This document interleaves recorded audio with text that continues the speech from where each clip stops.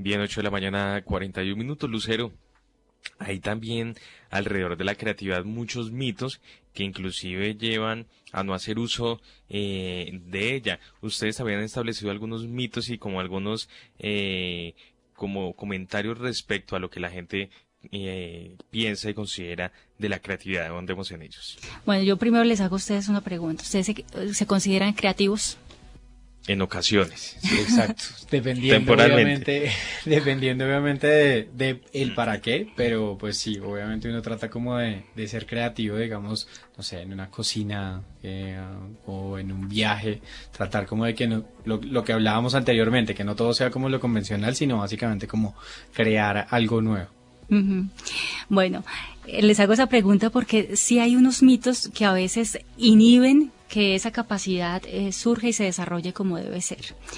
Uno de esos mitos es que es una capacidad o es una habilidad que solamente existe en unos, en los artistas, en los que hacen libros, en los que pintan cuadros, pero no en todos los seres humanos. Ese es un mito.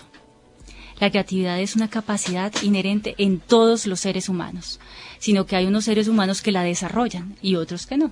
Es decir, hay unos que sí caminan y otros que se quedaron quietos sentados en el asiento, porque es cómodo además. Es más cómodo lo conocido, ¿no? Lo otro implica mucho más riesgo y a nosotros no nos gusta mucho eso, nos gusta lo conocido para movernos con seguridad. Ese es un mito que hay que ir como desvirtuando. El otro mito que con la creatividad tiene que ver con que es una posesión exclusiva de ciertas áreas del conocimiento. Yo hice hace unos años un curso de pensamiento matemático. Me metí con miedo porque la matemática siempre a mí, desde el colegio, como que no me fue muy bien. Y yo dije, no, yo tengo que aprender matemáticas. Y resulta que era una cosa pues muy distinta, pero me di cuenta que la matemática requiere mucha creatividad. Que si bien es cierto, hay unas cosas como muy estables, hay otras que requieren demasiada creatividad.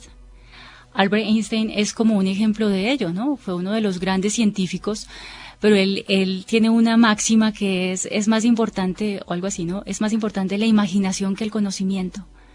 Él reconocía que era necesario abrirse a las posibilidades.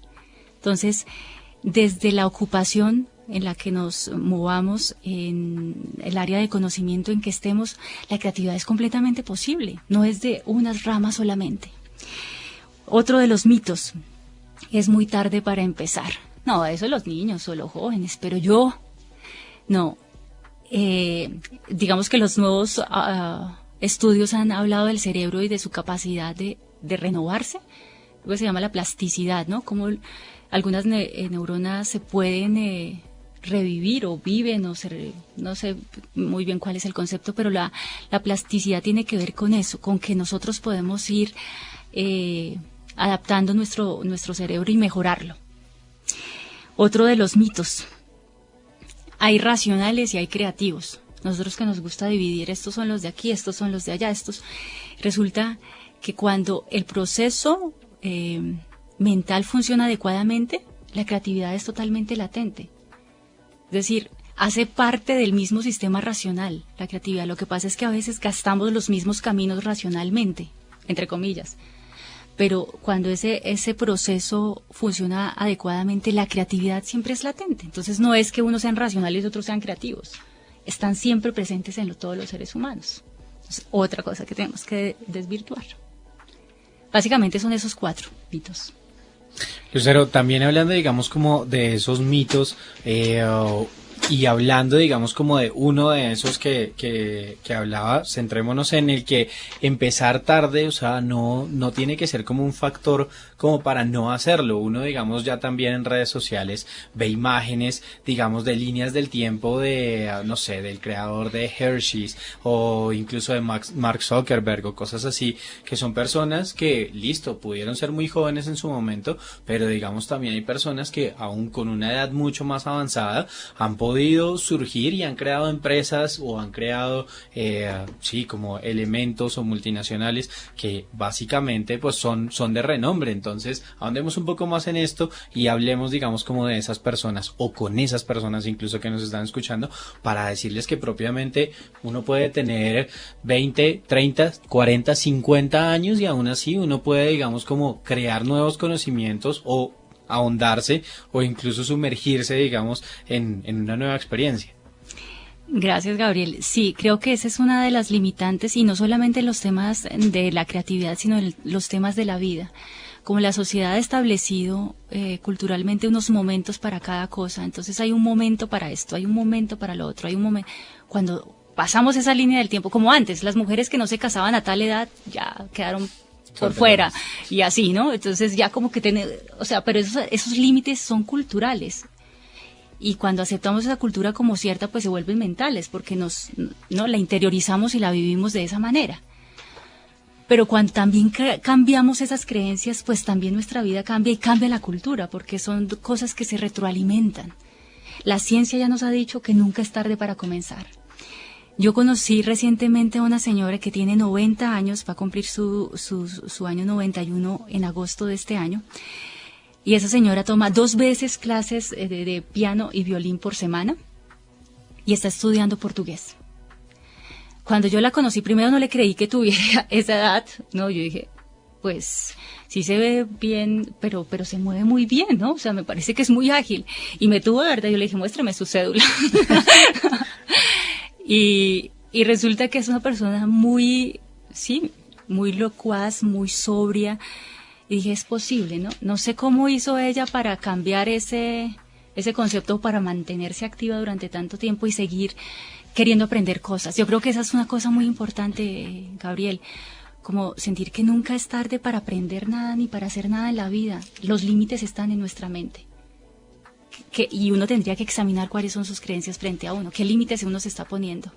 ¿Será que? Y el miedo otra vez al fracaso. Le tenemos mucho miedo a eso. Entonces preferimos no quedarnos en nuestra silla y no movernos porque es cómoda y así nadie me va a juzgar y así no me voy a caer.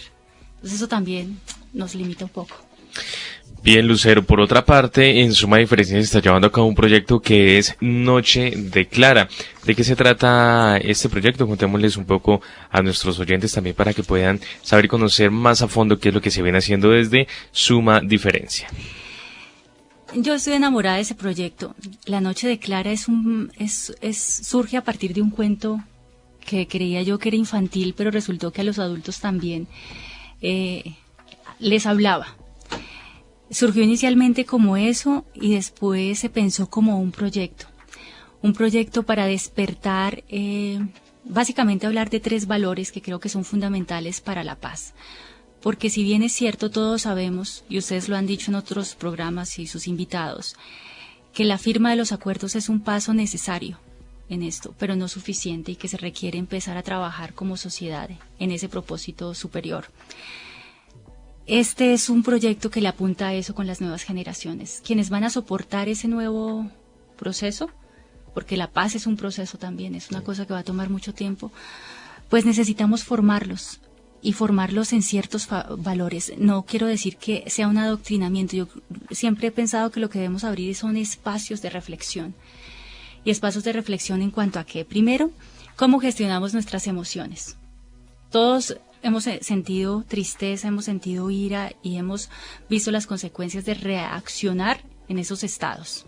Sabemos que no siempre son las mejores respuestas. Entonces, ¿cómo aprendemos primero a gestionar emociones? Después, ¿cuáles son los 3 valores que considera este proyecto fundamentales? 1, la confianza. Necesitamos recuperar la confianza, saber que se puede. Otro, la responsabilidad. Mis acciones pequeñas o grandes afectan el todo. O sea, no hay acción pequeña, no hay acción demasiado pequeña que no afecte el todo. Y tercero, el respeto. El respeto por esa diferencia. Yo soy diferente, el otro es diferente. Eso es lo normal. Lo normal es la diferencia, no la normalización. Pero es que estamos pensando al revés, que lo normal es que todos seamos iguales y no diferentes. Entonces es la aceptación de eso. Y por último, cómo desarrollamos habilidades para resolver conflictos. Y este proyecto lo que busca trabajar sobre todo es con las edades preadolescentes y adolescentes, porque son unas edades muy especiales. Yo no sé si ustedes recuerdan esas épocas, pero uno se mostraba hacia el mundo demasiado fuerte, pero adentro tenía preguntas muy existenciales, muy fuertes, y estaba solo. Se sentía en medio de todo muy solo, ¿no? Tenía sus amigos que estaban igual también con las mismas cuestiones y era con ellos con quienes uno hablaba, con los padres a veces uno no. Y siento que es una edad muy especial para poder abrir estos espacios, establecer identidad con un propósito como este, ¿no? Y no se vaya, digamos, todo a la caneca o esas posibilidades. Es una edad de cambios bruscos en términos, digamos, o más bien marcados en términos biológicos, en términos físicos, psicológicos, sociales. Uno está buscando una bandera. Entonces, qué bonito es que sigan creciendo y que se desarrollen en el área que quieran, pero lleven esa bandera en su corazón. Entonces, la Noche de Clara le está apuntando básicamente es a eso, a trabajar con preadolescentes y adolescentes a través de un cuento, que es un cuento para niños, pero es un cuento para jóvenes y es un cuento para adultos.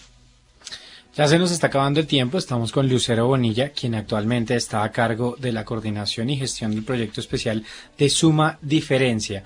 Lucero, ya para cerrar, después de obviamente hablar sobre este tema de resolución creativa de conflictos, de cómo obviamente también evitar esos mitos, o sea, dejarlos a un lado, que creer que obviamente uno puede, digamos, como llegar a resolver conflictos básicamente pensando simplemente, o sea, no siendo reactivo, sino simplemente tomándose su tiempo para pensar, así sea manejando, así sea en el bus, así sea en la calle, así sea con nuestros compañeros, en el colegio, en la universidad, en el trabajo también. Entonces, a modo de conclusión, ¿cuáles podrían ser, digamos, como esos pasos? Y para cerrar ahorita más adelantico, obviamente, ¿dónde se puede encontrar mucha más información? Las personas que quieran incluso, pues, acceder, digamos, o pues contactarla para este tipo, pues, de conocimientos, ¿dónde también la pueden encontrar? Pues, Gabriel, en síntesis, yo, digamos, me atrevería a decir que la creatividad es un modo de ser, casi sin exagerar.